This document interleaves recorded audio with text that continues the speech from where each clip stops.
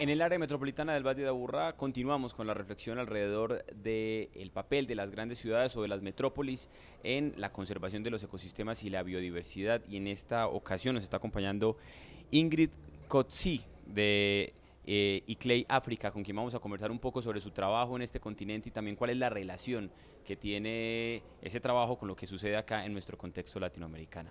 So Ingrid, welcome to Medellín, welcome to Colombia. Thank you very much.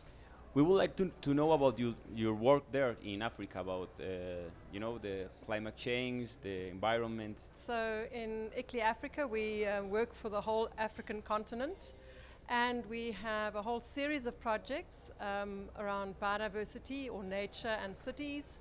We do also projects on climate resilience, okay. And we have projects on food and food security and food systems. We have energy projects, and we also do projects on mobility, and we have water projects. I live in South Africa, in Cape Town. It's a water scarce country, so water is obviously something that we work a lot on. Mm-hmm. But we also have in our continent, we have huge problems with very rapid urbanization and not always have so many resources, and the capacities in government is not always very strong. So a lot of the work that we do is to help cities become more sustainable with their existing resources and with their existing capacities. One of the projects that we have in Dar es Salaam, which is a biodiversity mainstreaming project called Interact Bio, we have developed for them a map to identify what are the contributions and the benefits that nature provides to the city. Mm-hmm. Like, what are the green spaces? Where are the rivers, what are the open spaces, the wetlands, the mangroves, and what services do they provide to the city? So you can use green open space and street trees to help cool down the city for the heat island effect. Mangroves and wetlands can help with flood attenuation and wave surges and storms and things like that. And with the map, what we did was we used the available information, which was not a lot, and we developed a map together with the city officials and the experts, and we co-produced this map in a very short space of time to provide a series of different thematic mappings, okay, of biodiversity, of air pollution, of waste pollution, of flooding, which is a policy framework that the city officials and the politicians can use to help them guide decisions and make better decisions. So that's one project that we've got. Then we've also got other projects which is called the Una Rivers Project, where we help cities understand how to manage their rivers better. And always, as I say, it's always working with the local communities, because we want to get a share of ownership and co-production so that people understand that this is their environment, it affects them.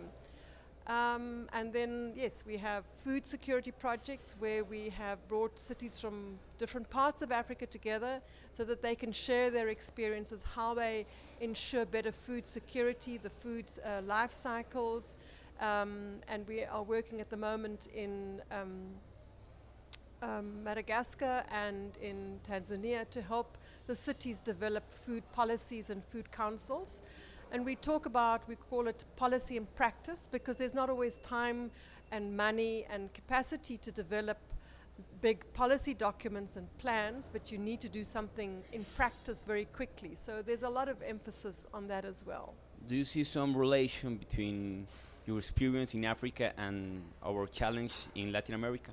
Yes, I mean, one of the things, I was just listening to the presentation this morning around how quickly Medellin has developed, and look at the footprint and how quickly it's changed, and that often you have plans, and your director was saying, but what are we planning for the past? Because the plan looks very different to what the reality is. Okay. And you can't, things happen so quickly that you can't always plan in time, and you need to make decisions faster using the available information and the capacities, and use your people. So I think that there's huge commonalities and things that are the same. Just from hearing the presentations this morning, and I haven't even been to see the city. Okay.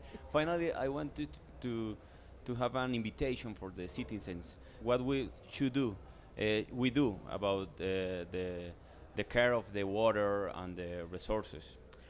I think with water, the important thing is not to pollute our water sources. So whether it comes from the river or the underground water or the fountains or the wetlands, the streams, is not to have industries or agriculture or just even residential development that creates waste and effluent that pollutes those water sources, because by sending our waste and our effluent into the rivers, we are affecting the water quality and also the water quantity. So that, I think, is important. It's also how much water we consume. Yeah. We need to minimize our consumption. Yeah. In South Africa, for example, well, in Cape Town specifically, yeah. we have to, when we shower with a bucket. And then we use that wastewater for other purposes. And it's being aware of how much water you're using and what you're using it for, and understanding that there are downstream users and other users and uses that also needs water. And it's not a limitless resource that we have. We need water for recreation, we need water to sustain nature, and nature sustains us and our economies and our society and our cities and our metropolitan areas. And and we need to respect those interconnections and those limits that we have, that we need to impose. Ingrid, thank you very much. Thank you very much.